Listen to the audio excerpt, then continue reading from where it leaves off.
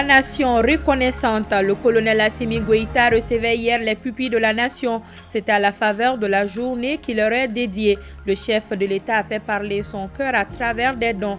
Le film d'un après-midi empreint d'émotion et de compassion avec Sira Bachili dans cette édition. Amorti, le Fonds pour l'environnement mondial mène une croisade contre le braconnage. Il vient de mettre à la disposition des postes forestiers des moyens roulants pour leur permettre de mieux sécuriser le gourmand. Très heureuse de vous servir. Bonjour et bienvenue à tous. Le président de la transition, le colonel Assimi Goïta, a inauguré hier le centre de dialyse situé au quartier Mali en commune 5 du district de Bamako. Le nouveau centre R+1 est équipé de 10 générateurs avec une possibilité d'extension à 13. En partenariat avec la Fondation Amal du Maroc, la réalisation de cette infrastructure s'inscrit dans le cadre des œuvres sociales du président de la transition. Voyons la cérémonie d'inauguration avec Garibou Pérou et Tchèje Kamara. Très attendu par les patients et le personnel soignant, voici enfin le centre de dialyse de la commune 5 du district de Bamako. Dans un mouvement souple, le président de la transition, le colonel Assimi Goïta, coupe le ruban et visite les locaux à pas de charge. Ici, Madame le ministre en charge de la santé semble la plus heureuse. Le bonheur de mettre fin au réveil des dialysés à 2 ou 3 heures et parcourir de longues distances pour avoir les soins. Le président de la transition a été toujours présent pour tous les Maliens et il a voulu que la santé soit au plus proche des Maliens. Nous savons que la dialyse, c'est un problème de santé publique. C'est pour cela que nous avons inauguré ce bâtiment ce matin, mais on a 3 centres identiques à Bamako, notamment un ici, un en commune 4 et l'autre au génie militaire. 2 ou 3 fois par semaine, le traitement est lourd, contraignant et coûteux. C'est la raison pour laquelle Madame le ministre invite les médecins traitants et les malades à rationner la prise en charge des dialysés. À l'endroit du personnel soignant, c'est vraiment de bien prendre soin de ce joyau et d'en faire bon usage. Pour les patients, c'est de venir régulièrement suivre leur séance de dialyse. Mais pour toute la population, ce que je dirais, c'est que la dialyse, c'est la finalité. De tout faire pour qu'on n'en arrive pas à la dialyse. C'est-à-dire qu'il y a beaucoup de maladies qui conduisent à la dialyse. D'éviter parfois de prendre anarchiquement des médicaments qui peuvent altérer la fonction rénale. Donc de ne pas arriver à la dialyse. Mais quand on arrive à la dialyse, on fera de telle sorte qu'ils soient dans les meilleures conditions. On en sait que déjà au point G, on a beaucoup de patients qui sont en attente. C'est-à-dire parfois c'est dommage, mais parfois il faut attendre qu'un dialysé meure pour avoir de la place. On pense qu'avec les œuvres sociales du président de la transition, le colonel Assimi Goïta, cela va prendre fin. Dimensionné pour mieux répondre aux besoins des patients, le centre de dialyse de la commune 5 avec une ambulance s'inscrit également dans une logique de proximité. Les centres de dialyse des œuvres sociales du président de la transition sont des centres vraiment indépendants. Il y a même le transfo pour l'électricité. Ils ont un groupe électrogène uniquement pour le centre. Ils ont un forage uniquement pour le centre. Et ils ont une ambulance uniquement pour le centre. Donc ils sont vraiment indépendants. C'est une structure indépendante au sein des centres de santé. C'est le cœur du président de la transition qui est aux côtés de tous les Maliens, où qu'ils soient, pour une bonne santé, une meilleure santé, un meilleur bien vivre pour toutes les populations maliennes. Ça n'a pas de prix. Nous, on va assurer Inch'Allah, le soutien et l'accompagnement de nos frères maliens et même la formation au Maroc, Inch'Allah, de d'autres équipes, Inch'Allah. Et ce n'est que le début. On ne choisit pas le parent. Donc les Maliens sont nos parents. Donc on n'est pas des amis, mais on est une famille liée par le sang, par l'histoire. Et par le respect entre les deux chefs de l'État. Et espérons, Inch'Allah, avoir d'autres opportunités de faire autre chose. C'est désormais officiel. L'unité de dialyse de la commune 5 vient de renforcer les centres déjà fonctionnels. En attendant l'inauguration prochaine des centres de l'Afiabougou et du génie militaire, les compatriotes ranimés par le geste remercient le président Goïta pour avoir rapproché la santé des populations.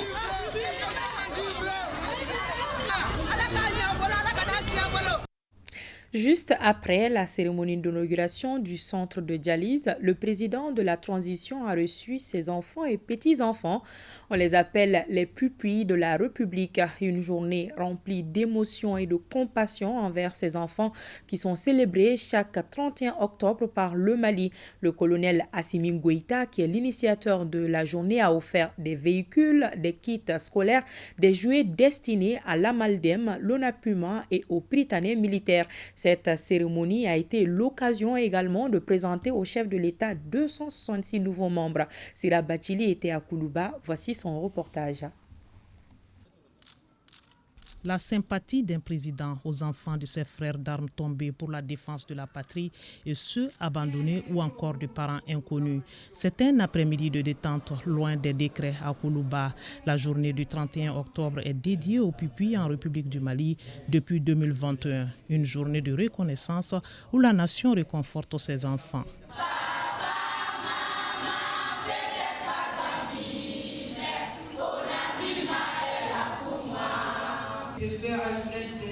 Fils de feu, chef Alfred de l'armée de terre, tombé lors de l'attaque de Kidal en 2014. Fils de feu Sori Ibrahim, à l'armée de terre, tombé lors d'une attaque à Nara, le 18 octobre 2017. Moment plein d'émotions et de cris de cœur pour une paix durable. Des enfants qui ne perdent pas espoir puisque pris en charge par l'État. Aujourd'hui, nous honorons la 3e édition de la journée des pupilles en République du Mali. Cette journée est une célébration de l'espoir, du courage et de la résilience. Sous le leadership du président de la transition, le colonel Assimi Goïta. Cette cérémonie, c'est également pour célébrer la vision d'un Mali en paix. La tolérance et l'harmonie sont les valeurs fondamentales qui guident notre chemin vers un avenir meilleur. En ce jour, nous soulignons l'engagement remarquable de la société civile, des différentes organisations et de tous les Maliens en faveur du bien-être des pupilles. Cadeau et encouragement à ceux qui se sont fait distinguer par le travail au quotidien à l'école.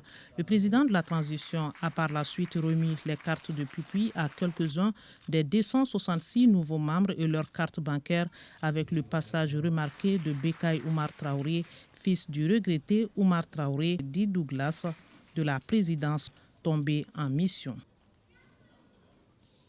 Ces pupilles ont des droits que l'État restitue à la place de leurs parents. Soutien et encouragement nécessaires, l'État assure une part à travers l'allocation des ressources pour la prise en charge. L'ONAPUMA, l'Office national des pupilles en République du Mali, a la charge du suivi de ces enfants. Nos jours, nous avons 1622 pupilles, dont 175 pupilles de l'État et le reste, c'est les pupilles de la nation. Nous nous occupons de leur prise en charge pour l'aspect scolaire, les aspects de santé et aussi nous leur donnons des subventions d'entretien. C'est l'État qui finance tout ce qui est ressources par rapport à l'ONAPUMA. Donc nous donnons à travers les ressources de l'État 100 000 francs par trimestre et à chaque enfant. Depuis 2019, donc nous sommes à la 6e vague de décrets qui a été pris par les plus hautes autorités du Mali. Geste de solidarité du président envers ses enfants et d'autres en situation difficile en ce mois d'octobre. Nous sommes à la fin du mois de la solidarité. Dans le cadre des œuvres sociales du président de la transition, il a jugé nécessaire de remettre certains matériels à certaines structures. Ces matériels étaient composés de cars, de matériels roulants, de cars pour la pouponnière, pour les pupilles, 2 cars pour les services sociaux des armées, 2 pick-up pour le Prytanée militaire, aussi des kits scolaires pour les pupilles, d'ordinateurs pour les orphelins des militaires. Avec les pupilles de la nation aujourd'hui, quel message le président voudrait faire passer à travers cette donation? Le président voudrait leur dire que ces pupilles de la nation appartiennent au peuple malien en totalité, lui en premier. C'est pour montrer sa solidarité avec eux et leur dire que le pays ne leur oubliera pas, le Mali ne les oubliera pas. Ils ont perdu des êtres chers, mais c'est tout le Mali qui a perdu ses êtres. Eux, les magnifier ne manquera pas. Chaque fois qu'il aura l'occasion de penser à ses enfants, il le fera. Et quel est le sens patriotique? Le sens patriotique, c'est d'appeler tout le monde à se donner la main autour du Mali, de penser à ceux qui sont tombés pour le Mali, qu'aujourd'hui l'armée est en guerre.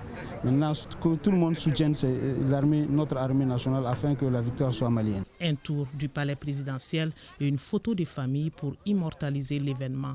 Il faut préciser que les pupilles de la nation sont des mineurs dont les parents ou tuteurs sont des personnels des forces armées et les pupilles de l'État sont des mineurs abandonnés par leurs parents.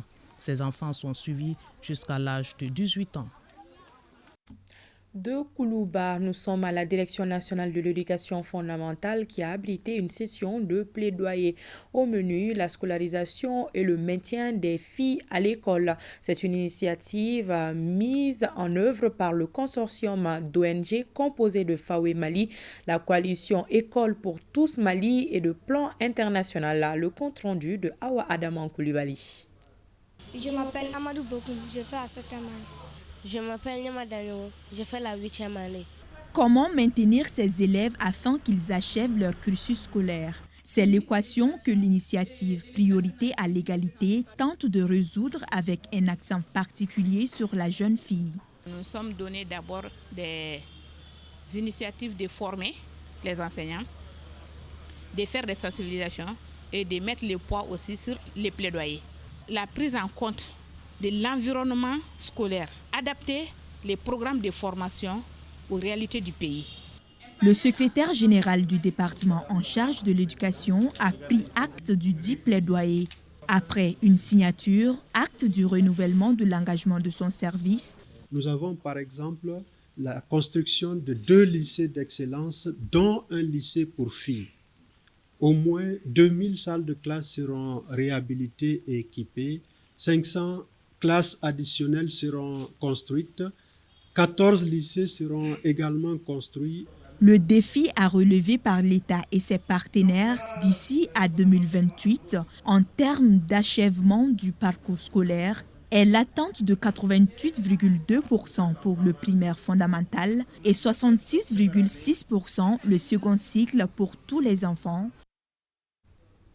La région de San, pour la 2e année consécutive, prime ses meilleurs élèves 2022-2023. Ils sont au total 39. Cet événement, organisé par l'Académie d'enseignement de San et appuyé par le projet SCOFI, a pour objectif de récompenser le mérite. Sans le reportage de Idrissa Kone.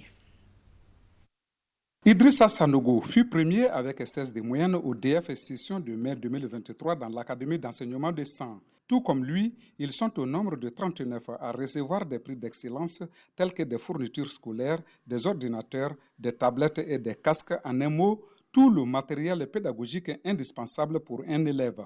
Si j'ai l'honneur de recevoir ces prix aujourd'hui, c'est grâce au travail que j'ai fait durant l'année scolaire. Je tiens à dire à mes petits frères, ceux qui vont faire le DEF l'année prochaine, de faire plus que j'ai fait. Les critères, c'est surtout la performance. Les meilleurs élèves qui se sont distingués pendant les examens au niveau du DEF, du bac, l'enseignement technique et professionnel et les IFM. L'honneur revient à tous ceux qui travaillent correctement pour ce pays-là. Cet événement, qui est à sa 2e édition, bénéficie de l'appui financier du projet SCOFI et de l'accompagnement des autorités régionales.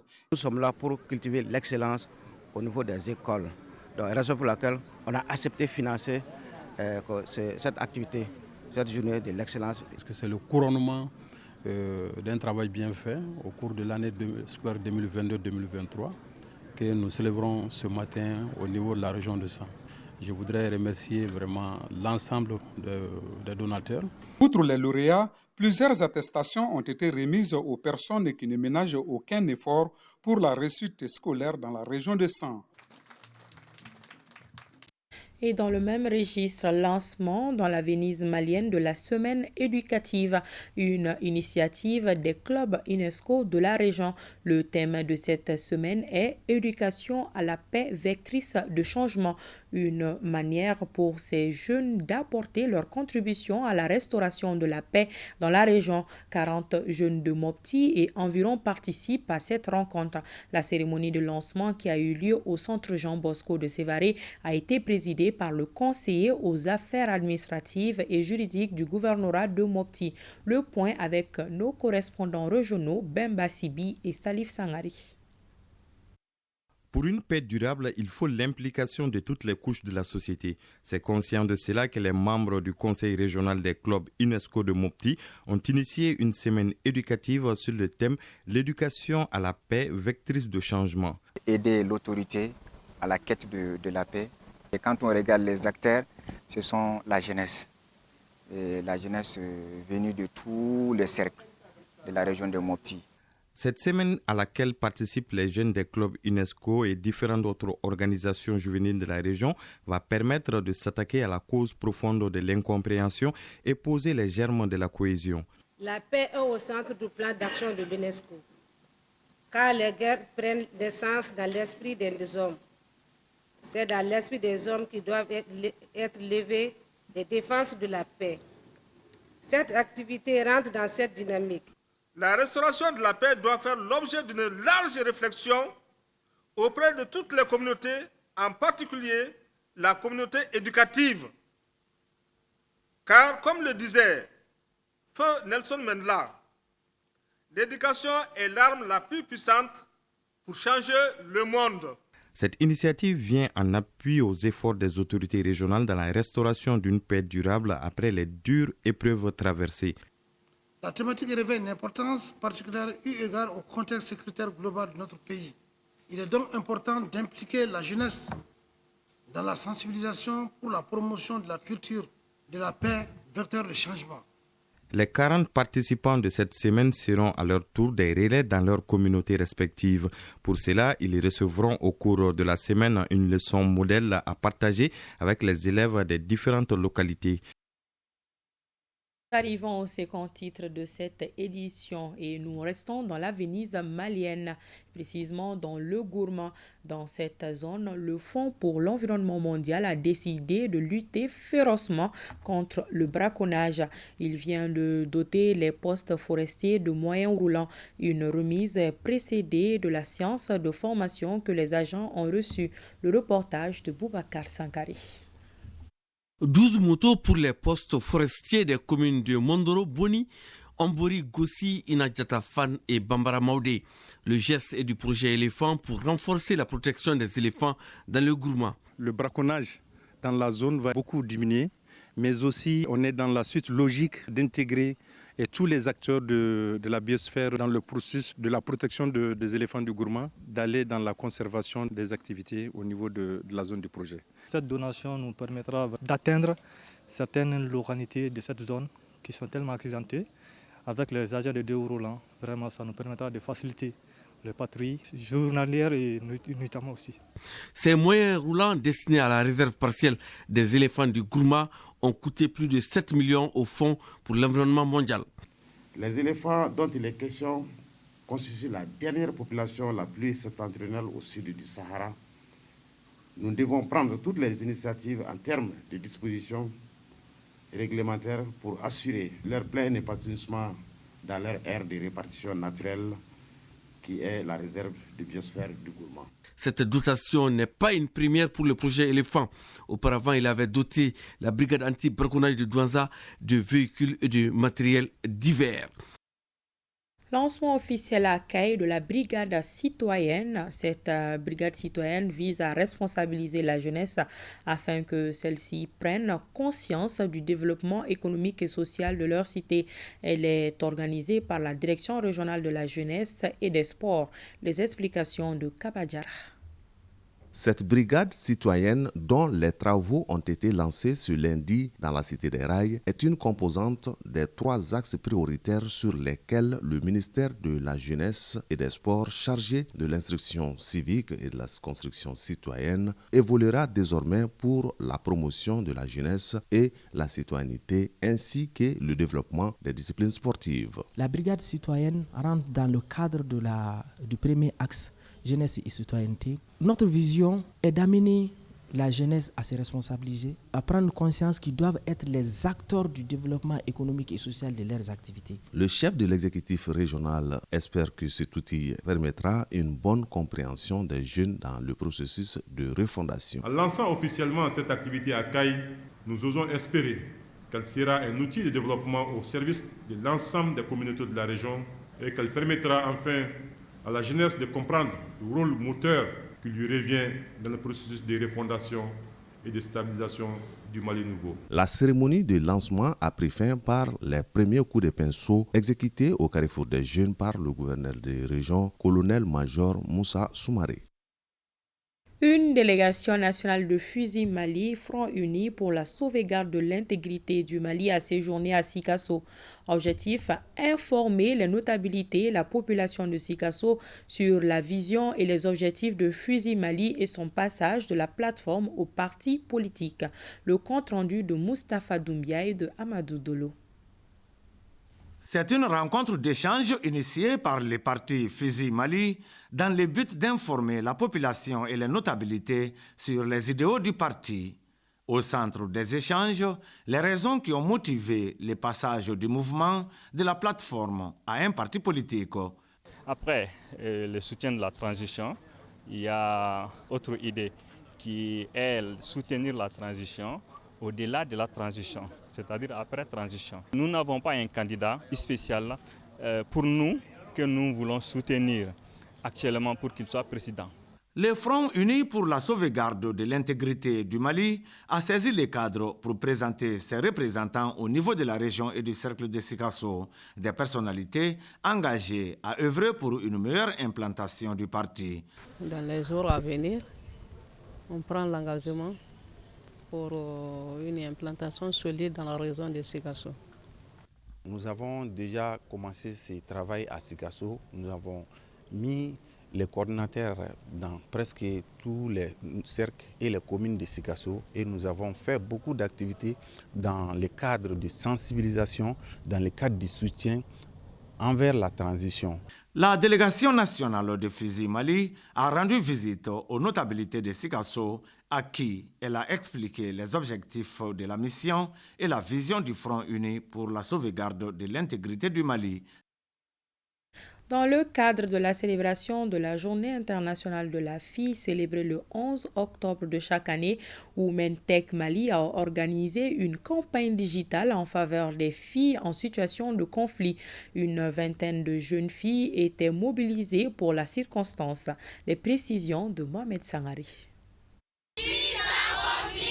Filles sans conflit, c'est le slogan utilisé par ces jeunes filles pour cette campagne de sensibilisation à l'endroit de la population. Le but principal est d'attirer l'attention des autorités sur les conditions des enfants, surtout celles des filles en situation de conflit.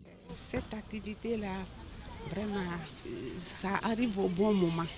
Parce qu'actuellement, il y a tellement de conflits dans ce monde-là. Bon, on constate aussi que c'est les filles, les femmes qui sont les plus touchées. Donc vraiment, si on arrive à consacrer une journée spéciale pour ça, c'est une très bonne chose. Ces jeunes filles, mobilisées pour cette campagne digitale en faveur de leurs camarades en situation de conflit, ont livré des messages afin d'obtenir un changement des conditions de vie des enfants, en général ceux en situation de conflit en particulier. Nous, jeunes filles leaders, portons notre voix pour aider les enfants en situation de conflit. Nous demandons à la population de se joindre à notre cause pour plus de visibilité, pour le changement collectif et tout. Selon les constats, la fermeture des écoles pour cause de conflits empêche au moins 1,5 million d'enfants d'accéder à l'éducation dans le monde. L'Association des communicateurs handicapés du Mali a organisé la 4e édition de ces journées culturelles et sportives. À travers ces journées, l'association compte faire la promotion des personnes en situation de handicap. Le thème retenu est la communication par tous, pour tous et partout. Les activités se sont déroulées au siège de l'Union malienne des aveugles. Ces journées s'inscrivent dans le cadre de la 28e édition du mois de la solidarité et de la lutte contre l'exclusion. Les précisions de Dossé Babadjara. Un match ceci-foot et des prestations d'un orchestre musical essentiellement composé de non-voyants ont marqué cette 4e édition de la journée culturelle et sportive de l'Association des communicateurs handicapés du Mali. L'objectif, c'est d'abord de montrer à tout le monde que les personnes en situation de handicap sont des travailleurs, raison pour laquelle on a décerné un trophée de meilleur travailleur handicapé. Le handicap n'est pas un souhait, mais plutôt un don de Dieu, dit-on souvent. Une assertion certainement partagée par les autorités du pays, puisque celles-ci veulent valoriser la personne vivant avec un handicap. L'handicap, ce n'est pas quelque chose de souhaité, mais quand ça arrive, donc il faut qu'il soit accompagné, il faut qu'il soit valorisé. C'est aussi une façon de valoriser l'handicap. La remise des 3 trophées décernés aux meilleurs travailleurs, aux meilleurs handicapés communicateurs et à la personne de bonne volonté a mis fin à la cérémonie. Ce journal se referme. Merci de votre attention. À demain, Inch'Allah.